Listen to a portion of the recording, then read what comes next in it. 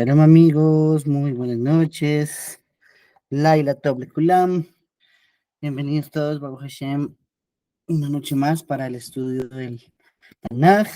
Damos gracias a Hashem, bendito su nombre, por darnos esta oportunidad nuevamente de esforzarnos, por permitirnos una noche más dedicarnos al estudio del Tanaj. Damos gracias a Hashem que nos sustenta. Y quiero pedir en especial este estudio por la refuerzo para toda mi familia. Hemos estado bastante mal desde Shabbat, pero bueno, ahí vamos esperando que la sanidad llegue pronto. Muy bien, dicho esto, con el permiso de Hashem, con el permiso del cielo, vamos a empezar a estudiar en el capítulo 7, Perek Zain, Melachim Aleph. Hace una semana vimos la edificación del Bet HaMikdash, cómo fue hecha, cómo se consiguió el Shamir, quién proveyó la madera. La semana pasada también vimos quiénes fueron los que trabajaron en las canteras, quiénes fueron los operarios, los obreros y los transportadores. Y bueno, Baruch Hashem, ahora vamos a estudiar lo que había dentro del Bet HaMikdash, según nos enseña este capítulo. ¿Listo? Entonces, voy a iniciar haciendo algunas lecturas y un pequeño resumen más bien del capítulo, y luego empezamos a analizarlo más profundamente. ¿Listo? Entonces, un momento que hay algo en el chat. Dice, buenas noches a todos, Laila Tommy, querida Joseph, Rafa Shalem, abrazo y su familia, Bezra Hashem, amén, que así sea, estamos bien malucos, pero bueno, bendito Hashem, aquí no nos frena eso para estudiar la Torah. Muy bien, entonces tenemos capítulo 7, nos empieza diciendo que Shlomo edificó su propia casa en 13 años, de modo que terminó toda su propia casa, y nos dice que edificó una casa secundaria, la cual se llamó el Bosque del Lebanón, ¿sí? Nos da allí las medidas, que tenía 100 codos de longitud, 50 de anchura, 30 de altura, ¿cierto? Y la hizo sobre maderas, columnas de madera de cedro y vigas de madera de cedro sobre las columnas, y estaba revestida de paneles de cedro, arriba sobre las viguetas, estaban sobre las 45 columnas, había 15 por fila, tremendo, ¿no? Ya ahorita les voy a mostrar una escala, digámoslo de esa forma, de esta casa del Lebanón, del bosque del Lebanón, que nos está diciendo el Tanaj. ¿Listo? Bien, nos sigue diciendo que había ventanas enmarcadas en 3 filas, una abertura para iluminación, frente a una abertura de 3 capas, y todas las entradas y jambas estaban cuadradas con el marco y también la parte delantera de la abertura para iluminación, frente a una abertura para iluminación en 3 capas. Nos dice que hizo el pórtico para esas columnas y nos sigue, bueno, ampliando en detalles más o menos de esa casa llamada Bosque del Lebanón.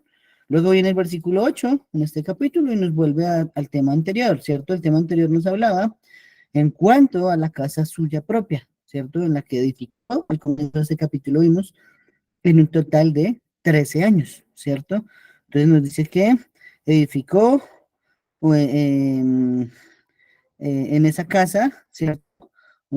También un pórtico resultante semejante a la anchura, y también una casa muy parecida para la hija del Paró. Y ahí viene un problema que hubo más adelante, se debió a este momento de la historia de nuestro rey Shlomo, por la esposa de Paró y por esta casa que construyó. Ahorita les explico. Muy bien. Sigue ampliando los detalles de esas casas adicionales que construyó Shlomo, sus edificios, ¿cierto? Y esos edificios nos dice que eran de piedras costosas, conforme a medidas labradas, aserradas con sierra, para piedras por dentro y por fuera. Entonces aquí no habría problema con edificar o con labrar las piedras, toda vez que este no era una casa para la santidad de Hashem. Entonces sabemos que para el Bet HaMikdash se utilizaron el Shamir, como ya lo estudiamos, ¿cierto? Pero para estas casas adicionales, las cuales eran ya, digamos de cierta forma, como recreativas para Shlomo, para habitar él, las hizo de otro tipo de materiales y con otro tipo de herramientas, ¿sí? Entonces, las hizo todas de piedras preciosas, eso tiene que ser un palacio impresionante, ¿no? Muy bien. Nos dice que el rey Shlomo procedió a mandar traer de Tiro a Hiram. Este era hijo de una mujer enviada de la tribu de Naftali y su padre era un hombre de Tiro, trabajador en obras de cobre, y estaba lleno de sabiduría y del entendimiento y del conocimiento. Oye, y nos nombró Jochma Bina Vedat, ¿cierto? Las tres, este hombre Hiram, que este hombre Hiram no es el mismo rey Hiram de Tiro que estudiamos en el capítulo 5. Este era otro diferente, ¿sí? Por consiguiente, esta persona tenía una sabiduría impresionante para hacer todo tipo de obra, muy parecido a Betzalel, que hizo los Kelim originales para el Mishkan, que luego también fueron llevados al Bet HaMikdash. Ok, entonces vino Shlomo y se puso a hacer toda su obra. Fundió las dos columnas de cobre de 18 codos de altura, ¿cierto? Hizo dos capiteles de 5 codos de altura y le puso mallas, adornos a cada uno de los capiteles que tenían también granadas, ¿cierto? ¿Qué más decir por acá? Nos dice que se erigieron entonces esas dos columnas que pertenecían al pórtico del templo. Y una se llamaba Yajin y la otra se llamaba Boaz, ¿cierto? Ok.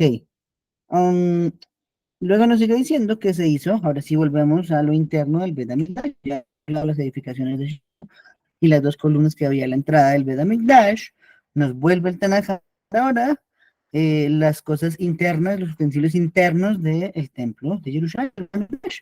Nos dice que hizo un mar fundido de 10 codos de un borde al otro borde, circular todo en derredor y su altura de 5 codos, y se requería una cuerda de 30 codos para rodearlo todo en derredor, era algo gigante. Y había adornos en calabazas por debajo de su borde, todo en derredor, rodeándolo 10 en cada codo, circundando el en derredor. Y este mar, nos dice el Tanaj, sigue diciendo el versículo 25, estaba puesto sobre 12 toros, 3 que miraban al norte, 3 al oeste, 3 al oriente y 3 al sur. Y el mar estaba sobre ellos y las partes traseras de todos ellos se dirigían hacia el centro.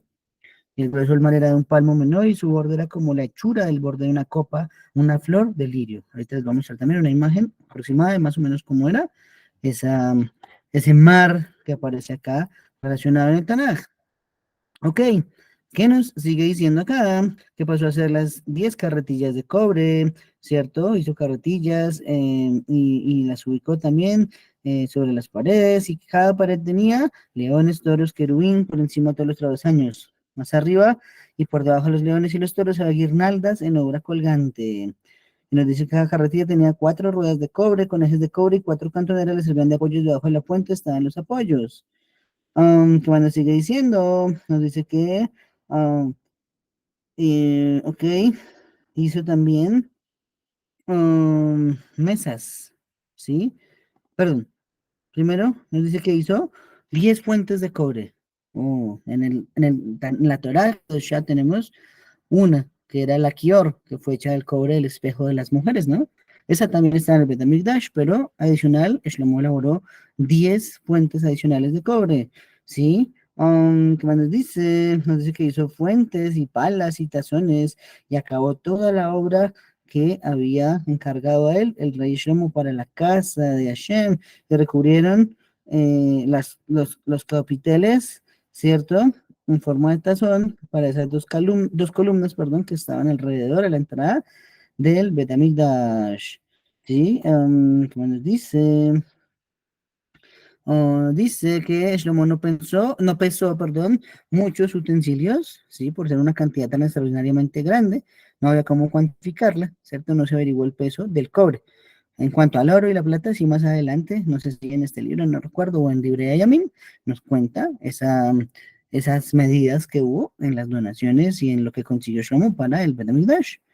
Ok, nos dice que con eso hizo Shlomo también utensilios para la casa de Hashem, el altar de oro, la mesa sobre la cual estaba el pan de la proposición de oro, las menorot, 5 a la derecha y 5 a la izquierda, delante del cuarto más recóndito de oro puro, y las flores y las lámparas y las despabiladeras y las fuentes y los apagadores y los tazones y las copas y los brasilleros de oro puro.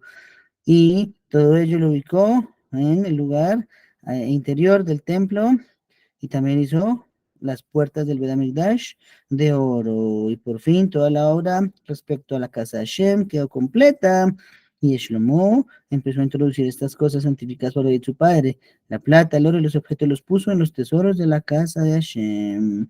Muy bien, ese es el capítulo. Vamos a aquí, analizarlo un poquito de todo lo que estuvimos estudiando. Y les voy a compartir ahora sí algo por acá para que sea un poquito más didáctico, más interactivo y se pueda entender mejor. ¿Listo? Aquí tenemos en la pantalla, ¿cierto?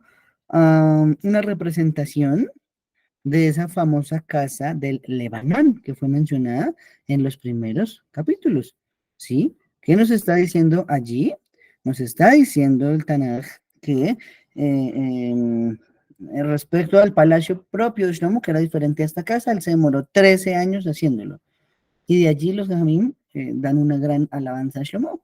Dicen, bueno, para hacer la casa de Hashem, ya estudiamos que se demoró 7 años toda la obra. ¿Sí? Entonces fue tremendo, más de 2000 días para poder ejecutar el palacio, el monumento a Hashem llamado el Bet HaMikdash, ¿sí? El Bet HaMikdash, el santuario, el lugar más santo de toda esta tierra y del universo.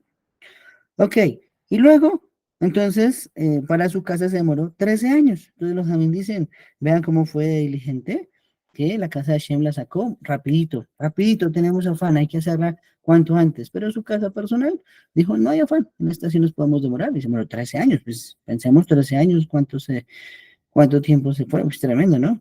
Aquí, por ejemplo, parece obras de la ciudad de Bogotá. Las obras públicas acá se demoran años y años y años. Bueno, así la tomó Shlomo cuando se trata de él. Muy bien. Sobre esta casa del bosque del Lebanón, que estamos viendo en la pantalla, es una ilustración aproximada, ¿cierto? El Targum Yonatán la traduce como una casa para el enfriamiento de los reyes. ¿Qué significa esto? Que esto podría significar que fue construida con muchos pilares de madera de cedro que daban la apariencia de un bosque, ¿sí? O por otro lado, realmente estaba ubicada en el bosque del Lebanón. Podría ser que al norte de Israel, en la frontera con el Lebanón, con el Líbano. Allí se encontraba la ubicación de la casa, ¿sí? Referente a eso, eh, dicen los amigos, ¿no? Que esta fue la primera vez que se diseñó algo como un concepto como de casa de verano, ¿sí? Por eso nos explicaría, ¿cierto? Porque tenía tantas ventanas, esencialmente, como nos empezó a decir hace un momento, para que pudiera estar fresco el lugar, porque obviamente que no teníamos ventiladores, mucho menos aires acondicionados, entonces para que el rey pudiera pasar unos días de descanso durante el verano, venía en esa casa con mucha ventilación para que así no estuviera sofocado. Entonces, por ello, dice Rashi, ese es el motivo por el que se llamaba una casa del bosque, porque era fresca como un bosque. Fue diseñada para que fuera muy fresca la casa. ¿Listo? Muy bien, algo muy interesante y tiene que ver con Purim. ¿Listo? ¿Alguien se acuerda? Vamos a hacer esta pregunta. Purim acaba de pasar hace algunos días. Leímos la Megilá 2 veces. ¿Alguien recuerda la altura de la horca que hizo Amán para colgar a Mordejai, que a la postre Amán fue colgado en ella misma? ¿Cuál era la altura de de esa horca que diseñó Amán? ¿Alguien se acuerda?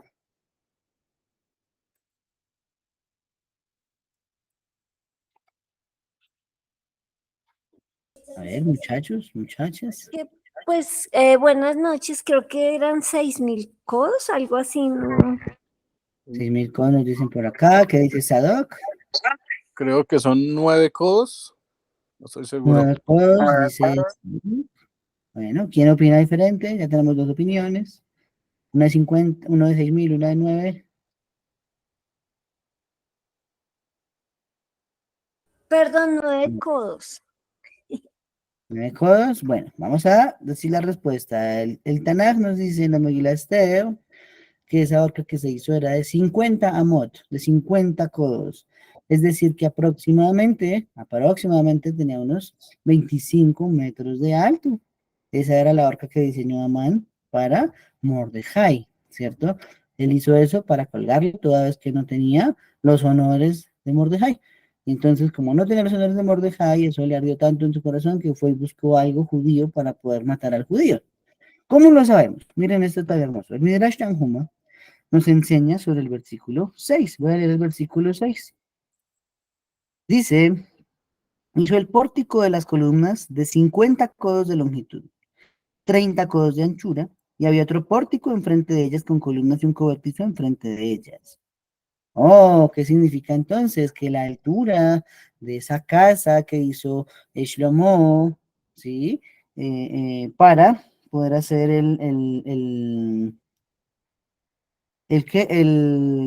su casa de verano tenía 50 amot. Entonces tenemos métodos de interpretación de la Torá, ¿cierto? El segundo de ellos, de Rabbi Ishmael, que nos enseñó, se llama una Gesera Shabbat. Si aquí está nombrado en el Tanaj que esa casa tenía 50 codos, y la única referencia en el Tanaj de otra construcción o de otro momento en la historia en que hubo una diferencia de 50 codos, de 50 mod, viene a ser para la Megilá Esther, para los días de Mordejai. Eso nos enseña que esa horca que hizo Amán era de vigas robadas de la casa de Lebanón. Eso significa que cuando Nabucodonosor saqueó Israel, esa casa también la arrasó, la despedazó. Así es la seña de poder de los reyes, ¿cierto? Despedazan, aniquilan acá. Aquí en Colombia tuvimos un nefasto. Todos saben quién es, el innombrable, del 2002 al 2010. Bueno, ya saben quién es. Y entonces, a punta violencia, ¿qué hizo? Pues amansar a todo el mundo. Y todavía se ve gente diciendo que fue un maravilloso presidente. Eso era personas que en su momento hubieran votado por Amán, no por Mordejai, ¿cierto? Ok, pero volviendo a Mordejai, entonces vemos que tenemos estas vigas que fueron robadas de la casa de Lebanón, que viene el malvado Amán y las pone en funcionamiento. ¿Ah? ¿Cómo sería la maldad del hombre que fue y tomó, buscó dónde estaban las cosas que habían saqueado desde Eretz Israel y con eso construyó una horca? Pero no sabía que estaba haciendo una horca para sí mismo. Entonces, Baruch Hashem, la trampa de sus que planearon nuestros enemigos, pues cayó al final sobre ellos. Al final, él mismo fue colgado en esa horca. Y por eso el rey Shlomo nos escribió un Mishle, ¿cierto? Nos dice, hay camino que al hombre le parece recto, pero su fin es pero el camino es un fin de muerte. ¿Sí? Su fin es un fin de muerte. Así le pasó a Amán. ¿Listo? Muy bien. Y entonces nos dice que había algo muy reservado y de lo cual hablaremos en unos capítulos más adelante. Era el trono del juicio y la casa del juicio. ¡Wow! Cuando lleguemos a estudiar eso, unos capítulos más adelante en el Tanaj, vamos a ver cómo era el palacio de justicia, llamémoslo de esa forma, de Shlomo, donde se sentaba él, quiénes se sentaban a su alrededor, cómo era la decoración, cómo era el altar, cómo era el trono, perdón, y cómo se impartía la justicia. Uy, eso es tremendo, les va a gustar muchísimo. Solamente he visto una representación gráfica en una película que está en YouTube incluso, que habla sobre el Shamir, es de muñequitos, y es tremendo, solo me dirá Shanhuma, esa película es tremenda. Y ahí muestran ese trono de Shlomo sobre el cual él se sentaba a juzgar a Israel y cómo alrededor se iban ubicando todos los demás. Bueno, pero eso es un tema para más adelante. Por ahora, este trono y esta casa están insinuados en el versículo 7 de este capítulo. ¿Listo? Muy bien. Ahora nos habla de Hiram, ¿cierto? Y, bueno, perdón, antes de hablar de Hiram, hablemos de la casa que hizo para el Paró, ¿cierto? Es la hija del Paró, perdón. La casa que hizo para la hija del Paró, ¿cierto? Que está mencionada acá, también nos está diciendo que fue elaborada con piedras preciosas, piedras costosas, material hermoso, espectacular. Digamos que técnicamente uno no encontraría nada de malo, ¿cierto? ¿Quién de nosotros, teniendo un poder, no le haría una casita a su esposa más amada? ¿Sí? ¿Cómo sabemos que fue la más amada? Porque más adelante el Tanaj nos va a decir que Shlomo tuvo muchas mujeres y a la hija del Paró. De manera pues que enseña a los Jajamim. Si aparte está individualizando a la hija del Paró y comparándolas con muchas mujeres, significa que la hija del Paró fue la más amada para él, fue la que él más quiso, fue la más importante. Pero también es mencionada por algo no tan positivo, ¿sí? A raíz de esta casa empezó la caída de Shlomo, ¿sí? Ahorita aquí el Tanaj no lo amplía, lo va a ampliar después de todos los edificios de la inauguración del Bet HaMikdash y la respuesta de Boreolam, pero les quiero decir que por haber construido esta casa fue que Akadosh Baruj Hu permitió que Jeroboam se llevara 10 tribus de Eretz Israel. Entonces, para saberlo, más adelante, Bezrat Hashem, unas semanas más allá, estaremos estudiando ese momento. Muy bien. Ah, Ok, algo muy importante cuando nos habla del tamaño de las piedras, nos dice que eran grandes, piedras de 10 codos y piedras de 8 codos. Nos dice que se usaron estándares de las piedras más grandes, mayores, perdón, los estándares de una piedra de construcción. ¿Sí? Parte de esos edificios que hizo Shlomo, pero también parte de la muralla externa, el Bet HaMikdash, que todavía se puede ver hoy en el Kotel Amaraví. Se ven bloques inmensos, inmensos, inmensos. Hoy no tendríamos tecnología para cargar esos bloques, ni con grúa, ni con andamios, no sé, ni con ningún tipo de mecanismo que el hombre pueda tener. ¿Sí? Entonces, hay dos explicaciones para eso. ¿Listo? La primera explicación, ya la estudiamos hace una semana. Sabemos que Shlomo tenía la capacidad de dominar demonios. Así que él puso el mal al servicio del bien. Eso significa que él, para los trabajos que para un ser humano son imposibles de hacer por su fuerza, se los puso a hacer a alguien que tiene un poquito más de fuerza, en este caso a los Shedim. Y entonces ellos tomaron y ayudaron también a edificar tanto la parte externa del Bet HaMikdash como, en este caso, las casas privadas que tenía Shlomo Amalek. ¿Sí? Ese es el mensaje, un mensaje muy importante que nos da el Tanaj. Nosotros tenemos también malas midot, buenas midot, ¿cierto?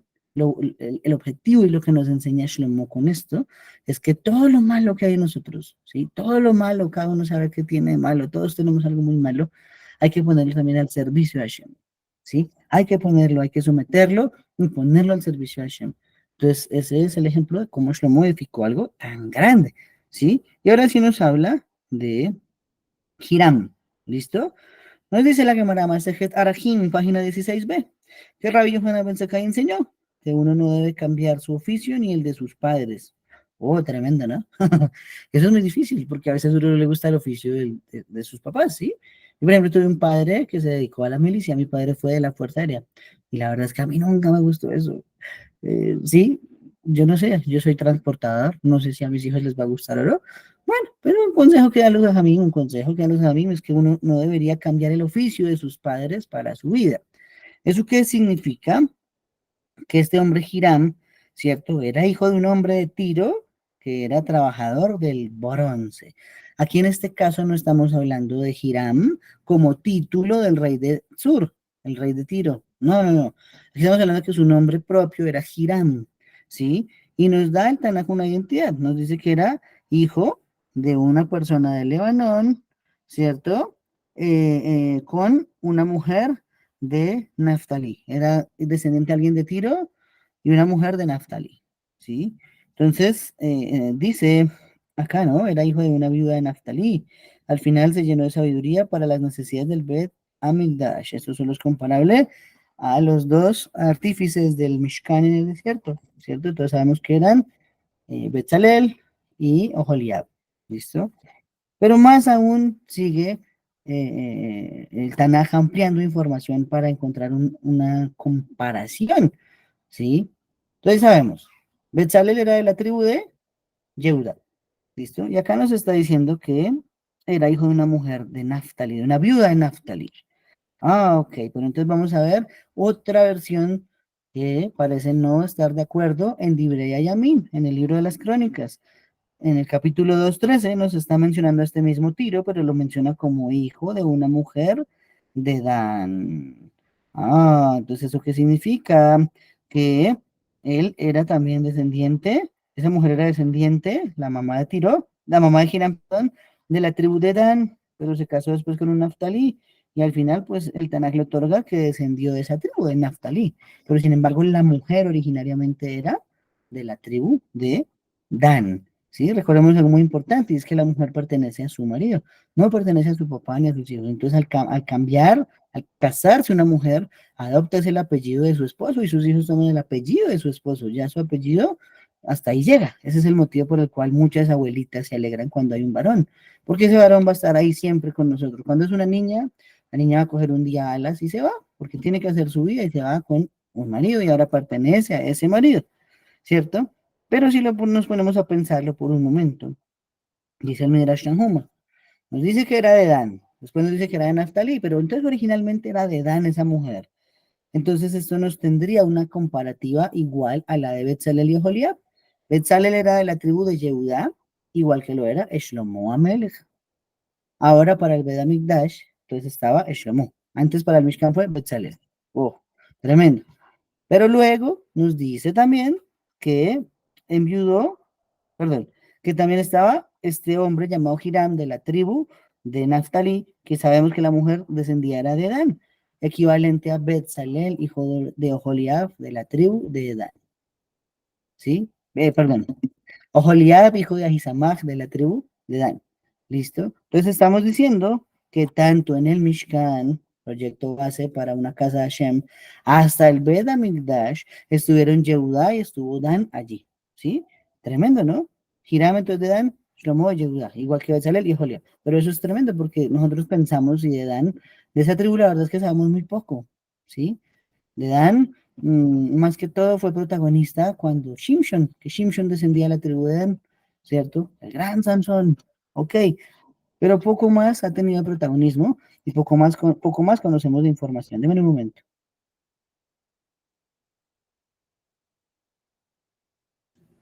Muy bien, y entonces acá nos explicaría eso, ¿no? Y ahí entonces en la pantalla nos está enfocando en esta ilustración, es el maestro Hiram, el rey Shlomo y el rey Hiram de Tsuru, ¿sí? Eso está en el Museo de Detroit. Bueno, pero dice masónico, yo creo que la masonería era, solo es una ilustración que tomé de Google. ¿Listo? Pero entonces es para poder diferenciar que no era el mismo Hiram que se mencionó en el capítulo 5, el cual sí era un rey. Muy bien. Ahora nos continúa hablando referente a algo muy interesante, ¿no?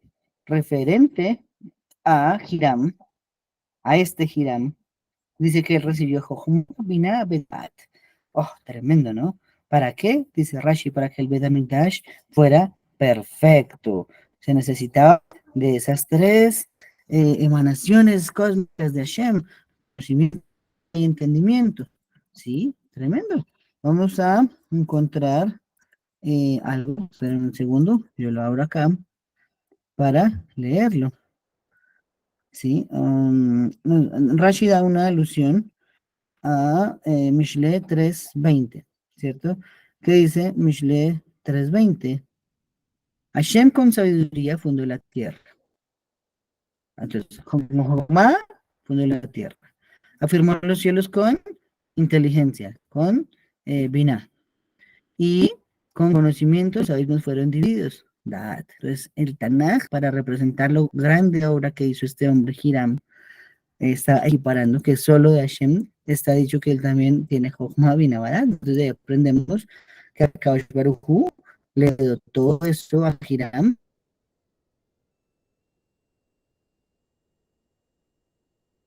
para que tuviera la capacidad de elaborar todos los acabados para el Beit HaMikdash. ¿Sí? Tremendo, ¿no? Qué grande obra que hizo. Sí, en el caso de los Goim, cuando ellos tienen un medio pequeño, Hashem se lo utiliza mucho, pago de una vez en el mundo, ¿cierto? Dicen los amigos, ¿para qué? Para que no reciba pago en el mundo de ellos, sino aquí tiene un. Entonces Hiram tuvo su recompensa por haber esforzado mucho en la construcción del Beit HaMikdash. ¿Sí? Ahora también tenemos otro Mishle. Dame un segundo. Está un poquito lento mi aquí. Vamos a poner acá. Mishle 24. Porque el Midrash Tanhuma también nos dice que en el futuro, ¿cierto? En el futuro, cuando sea nuevamente edificado el Beit HaMikdash, entonces tendrá que usarse otra vez esos atributos que nos está mencionando acá el Tanaj, ¿cierto? Debe haber un momento que no quiere cargar. Según acá, la verdad que hoy no abrí las citas antes, disculpen muchachos, hemos tenido unas semanas duras de trabajo y de enfermedad un poquito. Bueno, vamos a Hashem. Quiere cargar. Bueno, vamos a Hashem. Mishnah 24, 3 al 4 nos está mencionando también estos tres atributos. ¿Listo? Son los tres contextos en que está dicho Jochma Binah Da'at en el Tanaj. Uno referente a Boreolam, otro referente a Hiram y otro referente a cómo va a ser elaborado el Beit HaMikdash. Ya busquemos la frase de un segundo. Yo tengo acá un Tanaj. Estoy esperando cargarlo. 24, del 3 al 4. Nos dice el Tanaj, nos dice el rey Shlomo. Con sabiduría se edifica la casa, con Jojma se edifica la casa, combinada resulta firmemente establecida, y con Dad los cuartos interiores se llenan de todas las cosas preciosas y agradables de valor. Entonces, así como está mencionado, otra vez el tercer Mikdash va a poseer, quien sea su artífice, las tres, de lo cual podemos desprender dos cosas, ¿no? La primera, que podría ser Boreola mismo que lo haga descender del cielo. Esa es una de ¿cómo decirlo? Sí, una teoría grande de los Jajamim, basado en dos versículos del Tanaj. El primero está en Parashah Shalach. Parashah Shalach nos dice, Mikedash Hashem konenu yadeja, el santuario Hashem que tus manos hicieron. Pero luego también dice el Salmo 127, es de mis salmos favoritos. Si Hashem no edifica la casa, en vano trabajan los que la edifican. Eso que nos enseña que David vio con la nebúa que como esa casa que hizo Shlomo, que reconstruyó Ezra, Sofer, no era en la mano de Hashem la que los construyó, esas casas iban a ser destruidas, como lo vemos hoy en día. Por lo tanto, no conocemos el santuario que hicieron las manos de Hashem, y el tercer Bet HaMikdash descenderá del cielo, según esta opinión de los Jajamim, el Midrash. ¿Listo? La segunda teoría, podría ser que nuevamente un hombre sea capaz de tener en su interior Jochma, Binah y Da'at, suministrados obviamente por Akadosh Baruj Hu, y de esa forma logra establecer otra vez la casa de nuestra santidad, el Bet HaMikdash. Sí, eso pues, no se sabrá hasta que pase. Solo por ahora son opiniones de Jamín, teorías, pero hasta que no suceda, pues no sabremos qué va a pasar. ¿Listo? Muy bien. Y nos habla ahora de estas dos columnas que vemos ahí. Estas columnas se hicieron para entrar al Bet HaMikdash. Una se llama Yahin y la otra se llama Boaz. Cuando lleguemos más adelante a Divrei Yamin, ahí están las explicaciones. Acá no las amplié mucho. Simplemente eso. ¿Sí? Y nos dice que esas bases, esas columnas, tenían cada una encima una cadena de 200 granadas rodeándolas. Ahí vemos arriba que están las coronas, las Ketarim, y ahí se ven las cadenitas. Sí, aquí voy a tratar de señalar con el mouse. Aquí estas cadenitas que rodean, ahí está la descripción de cómo estaban esas columnas afuera del Bet HaMikdash. Entonces la hacía, aparte, un contraste muy bonito al Bet HaMikdash, ¿no? aparte, ese no era tío, pero pues también no desentonaba para nada. Listo, muy bien. Ahora pasamos a otro utensilio. Miren esto.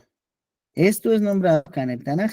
Algo más que hizo Shlomo para edificar el Bet HaMikdash, ¿cierto? Un mar, nos dice así, que hizo un mar dentro del Bet HaMikdash que estaba sujetado, o estaba reposado más bien, digámoslo, sobre 12 bueyes, ¿cierto? 3 por cada lado. Y la verdad es que eso era inmenso, ¿sí? Eso era inmenso, inmenso, inmenso. En Divrei Yamin 4:16, en Crónicas, segunda Crónicas 4:6, perdón, nos menciona que se hizo un mar para los Kohanim, es decir, que este utensilio era utilizado por los Kohanim, ¿sí? ¿Para qué? Bueno, pues, sorpresa, era una mikve, ¿sí? Era una mikve que estaba conectada para el servicio a Hashem en su base al agua natural que fluía en fuente subterránea, ¿sí? Cuando hablamos de mikvaot, sabemos que debe tener bora sería, ¿cierto? Bora tevilá, ¿cierto? Un pozo, digámoslo así, de agua, que preferiblemente debe ser de la lluvia, ¿cierto? Pero y hay otro pozo que es el de tevilá, donde se sumerge la mujer. Ok, en este caso, dice, no estoy seguro si es no sé si es Shabbat o Eruvin tal vez, dice que la mejor mikve, pues viene a ser el mar, ¿no? Pero hay una mucho mejor que viene a ser aguas subterráneas, porque vienen de las entrañas de la tierra. Entonces, aunque no sean producto de la lluvia, siguen siendo una fuente natural, kasher para hacer borzería. El Bora sería, ¿listo? El pozo principal, no el principal, el pozo, ¿cómo decirlo? El pozo del suministro de agua natural. En este caso, a través de las piernas de los bueyes, ¿sí? De las patas de los bueyes, tenían huecos que conectaban esa fuente subterránea con la parte interna. Entonces, así, el agua se conectaba para hacer kasher y que fuera un lugar, kasher, valga la redundancia, para migbe de los Kohanim, ¿sí? Mm, dice, por ejemplo, la Gemara de Masejet Pesajim, cuando habla de este Kelí, Pesajim 109b, Rabbi Jía enseñó lo grande que era esta mikve, ¿cierto? Que en sus palabras cabía un barco ahí completo. Cabía un barco ahí completo, es lo que dice la Gemara, ¿sí? ¿Por qué? Porque este lugar tenía 150 veces la medida de una migbe normal. Entonces, yo creo que todos conocemos una migbe, ¿sí? Una vez hemos entrado a migbe antes de las fiestas los hombres, las mujeres cada mes después para purificarse de su unidad, ¿cierto? Ese tamaño de esa migbe, pues es una migbe, ¿cierto? Que debe tener 360 seas, ¿cierto? 960 login. Ok, muy bien, normal. Esta que estamos viendo tenía 150 veces más la medida del agua. Entonces sí sabemos que era algo enorme, era gigante, gigante, gigante. Eso mismo es reconfirmado en otro tratado del Talmud, Tratado de Eruvin, nos dice que según las medidas que nos está diciendo acá, ¿cierto? Que era un bat sea, ¿cierto? Am, eso es 6.000, un bat son 6.000 sea. Por lo tanto, también se concluye que nos da el volumen de 150 mikvaot. Esto se basa desde Yehezkel 45:14. Entonces, está hablando allí también el profeta referente a las medidas de que son bat. Y esa es la medida que se utilizó acá en el Tanakh para escribir este Keli. ¿Sí? Muy bien. Nos sigue diciendo el Tanaj ahora referente a los querubín que también se hicieron para el Bet HaMikdash, ¿cierto? Habían muchas figuras, ya vimos de querubín, figuras de granadas, dijo también hace un rato de calabazas, en fin, pero habían muchos querubín, muchos querubín. ¿Qué significan querubín? Bueno, hay dos descripciones que se ha visto referente a eso. Una es que son dos niños con alas, ¿sí?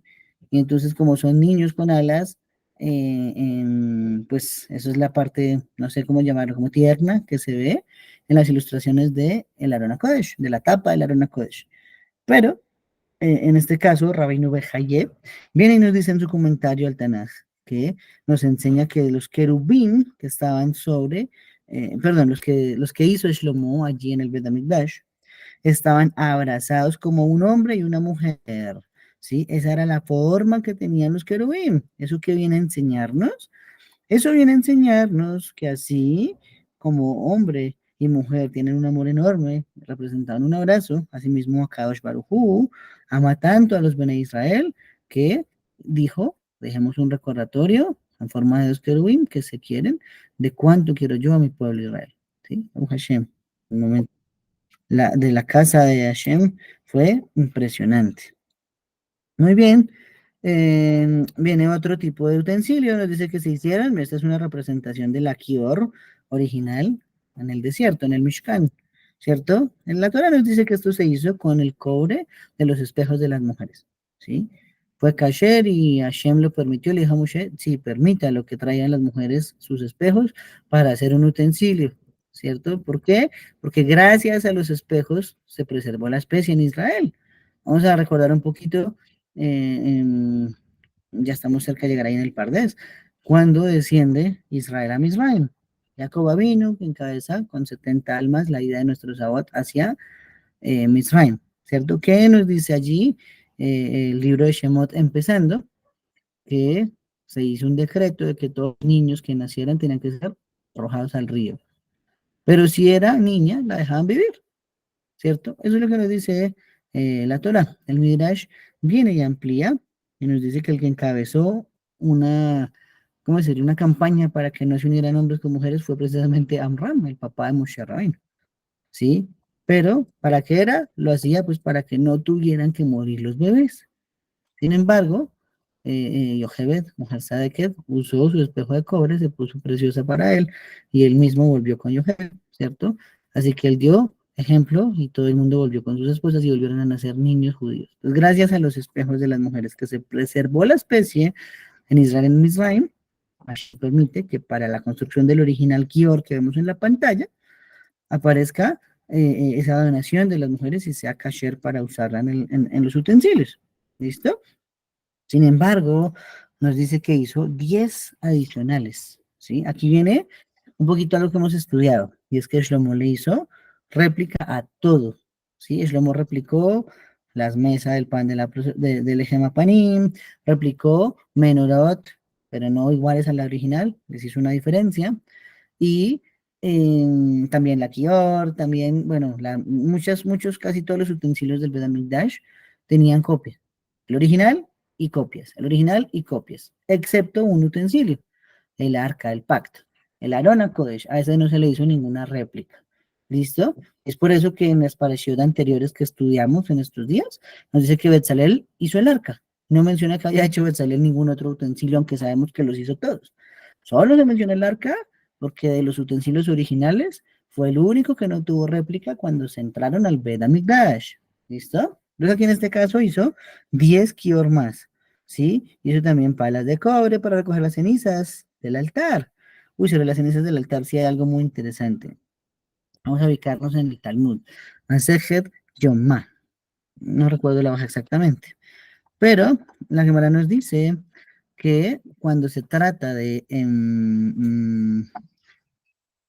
remover las cenizas del altar, ese era el primer trabajo que se hacía en todo el día para iniciar el servicio a Hashem. Era lo primero, ¿sí? Digamos que en la noche se prendía ya la menorá, se terminaba la ofrenda minjá, ¿cierto? El ketoret, hasta mañana, todo el mundo se iba a dormir.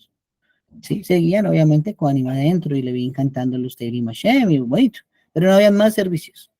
A la mañana siguiente, antes de la hora del Netz, ajamá, entonces llegaban los Kohanim y Levín también podían participar de remover las cenizas del altar, porque no se considera que remover cenizas del altar sea un oficio propio de los Korbanot, de los Kohanim. Entonces gente como Levi, gente Levín podía también participar en remover las cenizas del altar, pero sí se consideraba para todos los efectos la primera tarea que se hacía en el día para iniciar el servicio a Hashem de ese día. Entonces resulta que al comienzo, el que llegaba, se le iba diciendo, bueno, usted llegó de primero, vaya por favor y remueva las cenizas del altar. ¿Sí? Con el tiempo, empezaron a llegar más personas y llegaban al tiempo. Entonces, ¿a quién ponemos a recoger las cenizas del altar? No sabíamos. Entonces, ¿qué dijeron? Los ajamim dijeron, bueno, entonces en este caso vamos a hacer una carrera. Esto suena gracioso y todo, pero en la Gemara nos habla que se hacía una carrera dentro del templo. ¿Para qué? El primero que llegara al altar, ese era el que iba a recoger las cenizas. Entonces empezó a hacer un tipo de carrera y eso no fue bueno. ¿Listo? Porque nos cuenta dos episodios. Uno, que cuando iban corriendo, dos personas, uno empujó al otro y le produjo múltiples fracturas en su cuerpo para ganar la carrera. Córrase que yo quiero ganar el honor de quitar las cenizas del altar. Ok, pero otra terminó más trágico, porque el que perdió la carrera tomó una lanza y mató al que había ganado. Entonces, en ese orden de ideas, desde ahí establecieron los Kohanim, no, vamos a hacer un listado y se va a asignar cada día quién va a recoger las cenizas del altar. Pero vea, también ese organigrama dentro del Beit HaMikdash también tuvo que irse ajustando al pasar del tiempo. No se tenía previsto que a la gente le gustara recoger las cenizas del altar. Y la carrera que fue lo primero, pues se pensó en plan sano, pero terminó en tragedia. Entonces, por eso se estableció el listado. ¿Listo?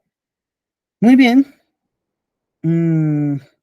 Versículo 45 nos dice, los recipientes de palas, los tazones y todos estos utensilios que Hiram hizo de cobre pulido para el rey Shlomo, para la casa de Hashem, ¿cierto? Nos está hablando, otra vez ampliando esta información, y Masejet Arajim nuevamente en la página 10b, nos dice que todos estos utensilios están nombrados en otro contexto en el Tanakh. ¿Listo? Vamos a buscarlo por acá. Esra 8:27. Nos dice el Tanaj, procedía a pesar la plata y el oro, los utensilios, ¿cierto? Y la contribución para la casa de nuestro Elohim, y todos los israelitas que se hagan habían contribuido, se sumaron 650 talentos de plata con valor de 2 talentos y oro 100 talentos, y 20 tazas de oro con valor de 1000 daricos, y los utensilios de buen cobre, de rojo esplendoroso, tan deseable como el oro. Entonces nos está diciendo acá el Tanaj referente a que Ezra, cuando regresa de Babel, también trajo consigo utensilios de lo que le permitió Koresh regresar a Israel para reconstruir el Bet HaMikdash, ¿sí? Esa pregunta la hicimos, por ejemplo, después de la Megilá. ¿Quién era el hijo de Ahashverosh y Esther que permitió la reconstrucción del Bet HaMikdash? Era el rey Ciro, el rey Koresh, ¿cierto? Sin embargo, este rey, pues no es que hubiera sido bueno, porque aunque nos dejó construir el Bet HaMikdash, cuando Ezra se devuelve, ordena que le pongan mucha madera a la casa de Hashem, de forma que si él tenía un día que quemar la casa de Hashem, esta vez sí pudiera, porque Nabucodonosor no pudo prenderle fuego. Todo está recubierto de oro, entonces eso es muy difícil para que el oro alcance su punto de ebullición y se derrita. En cambio, con mucha madera por fuera, no con tanto oro recubierto, así sí era fácil que lo pudiera hacer Shlomo. Que lo pudiera hacer, perdón, Tito, que fue al final el que quemó el Bet HaMikdash. Okay. Entonces hay una alusión a estos utensilios sobre Ezra. Aquí vemos más en la pantalla sobre esos señuelos, ¿cierto? Las copias, esas réplicas que hizo Shlomo de los utensilios sagrados. Sin embargo, hay algo muy importante que decir, ¿no? Shlomo, en primera instancia, no pesó las cosas de cobre, es lo que nos dice acá el Tanaj. Pesó el oro y pesó la plata, pero el cobre no lo pesó, ¿sí? ¿Por qué? Porque era demasiado para ser cuantificado, era demasiado, demasiado. ¿Sí? Otra interpretación es que hizo más de lo necesario y entonces al final no lo contó para guardarlo para después, para cuando fuera necesario en un futuro utilizarlo. Y miren cómo fue creciendo la economía en Eretz Israel, ¿sí? Les enseñé que el primer World Trade Center fue en Jerusalén. ¿Por qué? Porque la Torah dice que cuando un extranjero llegue y venga a ver la gloria de Hashem y vaya a la casa de Hashem, entonces él podrá ofrendar allá, sí, ofrendar allí, perdón, lo que su corazón a bien tuviere, o podrá emborracharse con licor intoxicante, en fin, con el Maaser Sheni, ¿cierto? Ok, tremendo. Entonces, venían israelitas de todas partes del mundo. Venían también extranjeros, venían Ger Sedek, ¿cierto? Gerin Toshav. Por lo tanto, Israel en Jerusalén debía tener todas las divisas del mundo para hacer el cambio. Entonces alguien llegaba con dracmas, le convertían el dracma a shekel y le daban shekel, ¿sí? Alguien llegaba, por ejemplo, con dólares, le cambiaban los dólares por shekel. Alguien llegaba con pesos, nuestra moneda, y también le cambiaban por shekel, ¿sí? Ok, esto era una logística impresionante. Sin embargo, sobre las menorot, miren en pantalla la forma de esa menorá. Esas menorot que estamos viendo no son iguales a la que hizo Moshe Rabbeinu. ¿Listo? La que hizo nuestro maestro Moshe era recta, era de brazos rectos, en diagonal, directos, no eran redondos. Entonces, de ahí aprendemos algo muy importante, ¿cierto? Shlomo puso la menorá en medio, la que hizo Moshe Rabbeinu propiamente, ¿cierto? Y 5 menorot a su derecha y 5 menorot a su izquierda, que eran con brazos curvos, como la ilustración. Entonces, esos brazos curvos, sabemos por ello que Tito, cuando saqueó el Bet HaMikdash, no se llevó la menorá original. La menorá original que hizo Shlomo con la menorá original, la mesa del pan original, el Aron HaKodesh original, el Kior para las manos original. Bueno, los sistemas, dada toda su inteligencia, de resguardo, como las bóvedas de cajas fuertes de los bancos, de las joyerías, que ellos exhiben algo que no es de valor, o que es de valor inferior, mejor dicho, pero el objeto realmente importante está en algo subterráneo. Entonces, originalmente, mientras no había persecución de enemigos y mientras Israel era el centro del mundo, entonces estaban los utensilios sagrados exhibidos al público. Sin embargo, más adelante nos va a decir que cuando ya venía Nabucodonosor para hacer la guerra contra Israel y saquear Israel y de paso el Bet HaMikdash, ay, no me acuerdo si fue el rey Yoshiyahu, creo que fue el rey Yoshiyahu, eh, oprimió ese botoncito que dejó allí Shlomo, de forma que los Kelim originales bajaron y los señuelos fueron los que ocuparon ese lugar arriba. Por lo tanto, Masejet Yomá nos cuenta que hay debajo, detrás de ese cóctel que todavía vemos, ahí debajo están los utensilios sagrados, nunca cayeron en manos de los enemigos. Un día alguien los va a sacar de allí. La Gemara cuenta en 2 ocasiones que en excavaciones se trató de oprimir ese botón, pero la persona que alertaba que veía el botón caía muerta de un paro cardíaco, ¿sí? Como si fuera electrocutada. Entonces, no está permitido aún por Hashem Entonces, que saquen esos kelim. Tal vez un día una persona vaya a Jerusalén, vaya a visitar el Kotel, se meta allá abajo a hacer el tour de los pasillos de Shlomo Amelech y vea ese botón y sea esa persona el mérito que tuvo de oprimir el botoncito y que salgan los utensilios sagrados de ahí para arriba. ¿Sí? Vamos a decir que lo podamos ver todos nosotros. Muy bien. Ah, referente a las mesas, también nos dice que diseñó, nos dice acá, 10 mesas, ¿cierto? También parecidas a la del Lechem Apanim. Sin embargo, solo en la original que se hizo para el Mishkan se ponía el pan de la presencia, el pan de la proposición. Lechem Apanim solo en la original, las demás eran, como decimos, señuelos, eran copias. Ok, también aprendemos algo muy interesante, ¿no? Nos está hablando de las encajaduras para las puertas de la casa interior en el versículo 50, y eso nos enseña esa palabra mepatim, ¿cierto? Que viene a significar llaves, es decir, que había unas llaves para poder entrar al Bet HaMikdash. Sobre eso vamos a estudiar una historia el día de la inauguración del Bet HaMikdash, creo que va a ser dentro de una semana.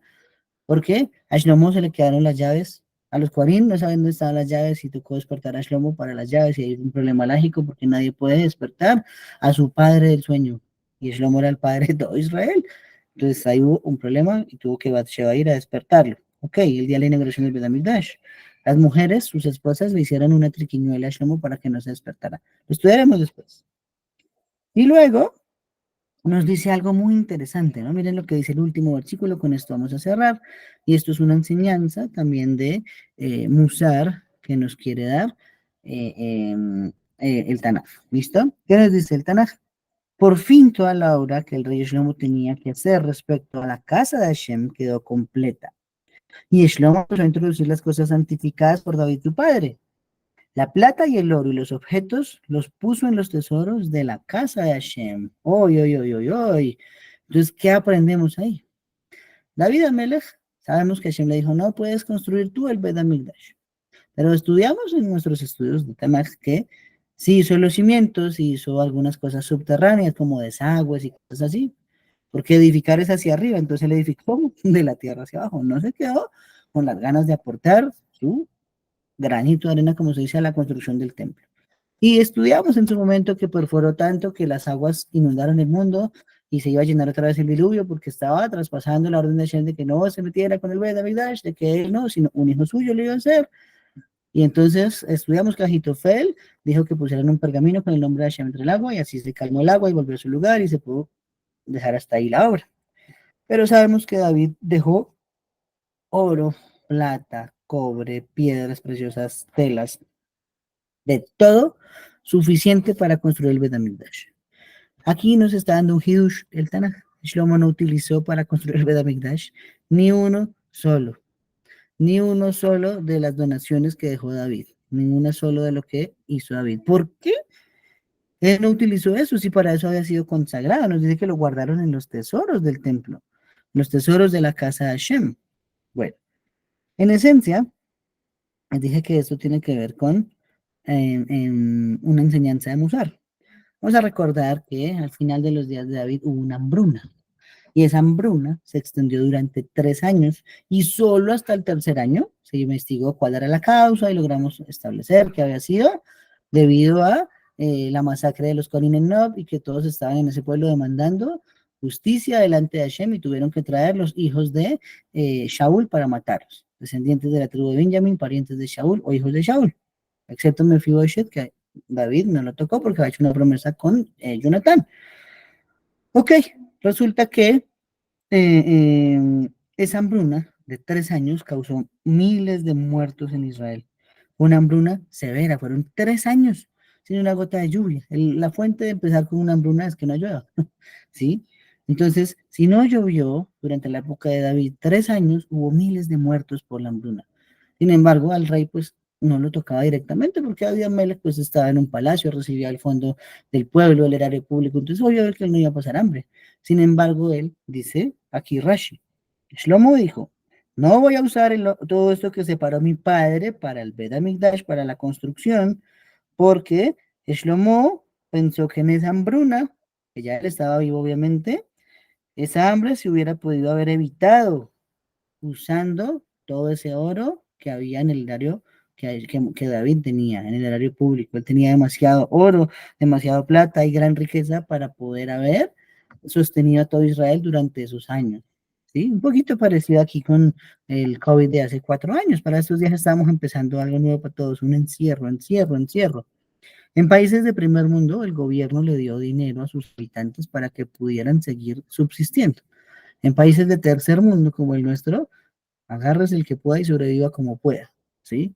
En esencia, eso es una de las cosas que no fueron positivas sobre el reinado al final de David Amelech. Shlomo dijo, si no se utilizó ese oro para salvar a Israel, yo no lo voy a usar para construir la casa de Hashem. Por lo tanto, fue y lo puso dentro del tesoro del Bet HaMikdash. Y ya sabemos que el tesoro del Bet HaMikdash, que se alimentaba año a año, era con el medio shekel, la contribución, se usaba para las refacciones del Bet HaMikdash, que tocaba pinturita, que tocaba un pedacito de oro que estaba dañado, que tocaba poner una piedrita más, que tocaba pagarle a los obreros que hacían ese trabajo, ¿cierto? Entonces, ese medio shekel era utilizado año a año para sostenimiento del Bet HaMikdash.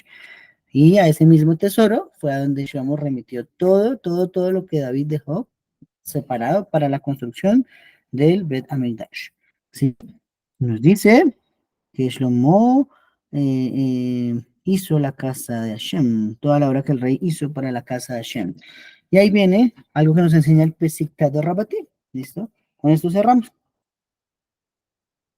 Una parte era la forma de construir, en la cual nos dimos cuenta que se utilizaron Gerim principalmente en las canteras, en el transporte, que se utilizó la sabiduría de los arquitectos egipcios, ya lo estudiamos también, que ayudaron también el rey de Tiro y muchas personas de otras naciones para todos los suministros para construir el Bet HaMikdash, para la materia prima, digámoslo de esa forma.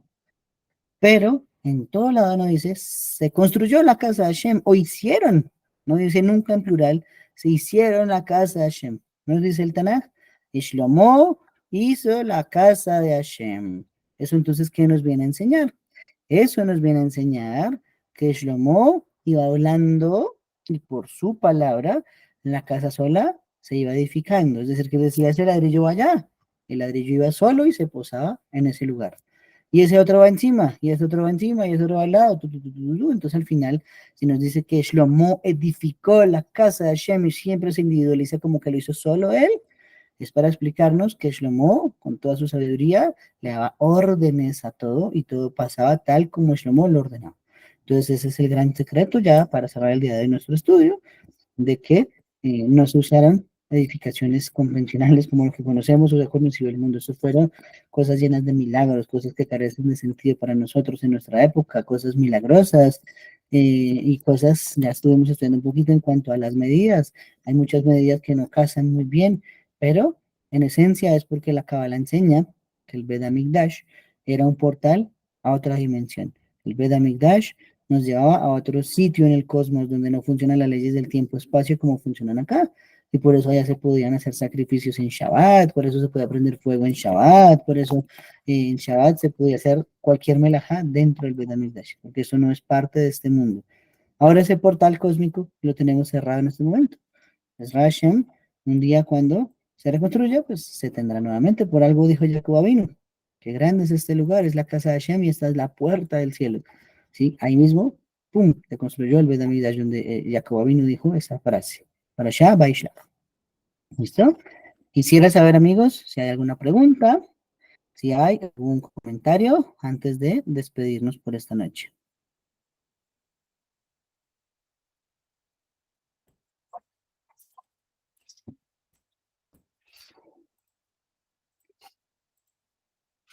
Bueno, creo que no. Entonces, amigos, quedamos despedidos. Besra Hashem, para vernos mañana nuevamente para el estudio del Pardes. Mañana sí vamos a continuar, Besra Hashem, para ver si completamos todo el Peshat de capítulo 41 de Bereshit. No se lo pierdan. Vamos a seguir hablando de los sueños del Paro y de Yosef Asadik. Listo, de mi parte, Laila Toblekulam, que hablamos, amigos.